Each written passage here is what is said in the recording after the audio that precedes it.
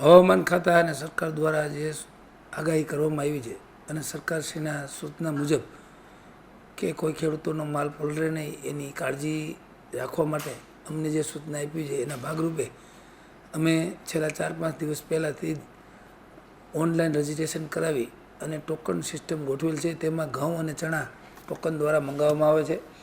બાકીની જે જણસીઓ કપાસ, મગફળી, જીરું, ધાણા, સોયાબીન અને સિંગફાળા અને અન્ય જણસીઓ રોજે રોજ મેસેજ દ્વારા જાણ કરી અને મંગાવવામાં આવે છે.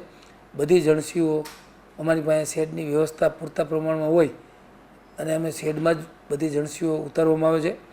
ખેડૂતોને પણ વિનંતી કરું છું કે યાર્ડ દ્વારા જે પણ સૂચના મળે એ પ્રમાણે માલ તાલપત્રી ઢાંકી અને યાર્ડે લઈ આવો અને વેપારીઓ દ્વારા એમને જણસી હરાજી દ્વારા હરાજી પૂરી થાય અને માલ એમનો જોખાય અને બારદાન ભરાઈ જાય તો એમને એમનો માલ સમયસર લોડિંગ કરી લેવો, જેથી કરીને વાછટથી કે વરસાદથી માલ બગડે નહીં.